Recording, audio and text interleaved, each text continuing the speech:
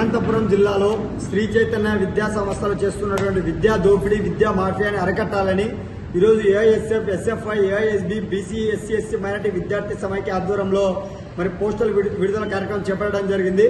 మరి సోమవారం నుంచి ఐక్య విద్యార్థి సంఘాల ఆధ్వర్యంలో జిల్లా వ్యాప్తంగా శ్రీ చైతన్య విద్యా సంస్థలు చేస్తున్నటువంటి దోపిడీకి వ్యతిరేకంగా ఉద్యమాలకు మరి పిలుపునివ్వడం జరుగుతోంది.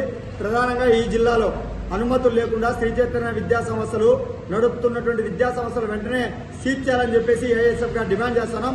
అదేవిధంగా ఇవాళ నిబంధనలకు విరుద్ధంగా ఇవాళ మార్కెట్లలో కూరగాయలు ఏవైతే రకరకాల పేర్లు పెట్టుకొని అమ్ముతా ఉంటారో అలాంటి పద్ధతుల్లో శ్రీ చైతన్య విద్యా సంస్థలు టెక్నో అంటూ సిబ్యాచ్ అంటూ ఐకాన్ అంటూ అదేవిధంగా ఐపీఎల్ ఎంపీఎల్ తదితర రకరకాల గ్రూపులు ఏర్పాటు చేసుకుని ఇవాళ 9,000 రూపాయల నుంచి 25,000 రూపాయల వరకు ఇవాళ ప్రభుత్వ నిబంధనలకు విరుద్ధంగా విద్యా సంస్థల పేరుతో ముద్రించినటువంటి పుస్తకాలు అమ్ముతా ఉన్నప్పటికీ కూడా జిల్లాలో ఉన్నటువంటి విద్యాశాఖ అధికారులు చూసి చూడట్లు వ్యవహరిస్తా ఉన్నారు.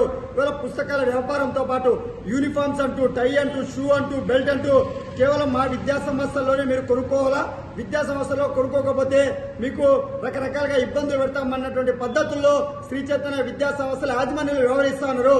అదేవిధంగా ఇవాళ ప్రభుత్వ నిబంధనల ప్రకారం ఇవాళ రాష్ట్ర ప్రభుత్వం కూటమి ప్రభుత్వం అధికారంలోకి వచ్చిన తర్వాత మరి పేద విద్యార్థులకు విద్యను అందిస్తున్నటువంటి అని అనేక హామీలు ఇచ్చారు. ఇవాళ శ్రీ చైతన్య విద్యా సంస్థలలో ప్రభుత్వం నిర్ణయించినటువంటి ఫీజులు వసూలు చేయకోకుండా ఇవాళ సిబ్యాచ్ కు ₹1,00,000, ఐకాన్ కు ₹1,20,000, అదేవిధంగా ఐపీఎల్ ఎంపీఎల్ కు ₹1,40,000 నుంచి ₹1,60,000 వరకు విద్యార్థుల తల్లిదండ్రుల నుంచి జలగల్లాగా ఫీజులో దోపిడీ చేస్తా ఉన్నారు.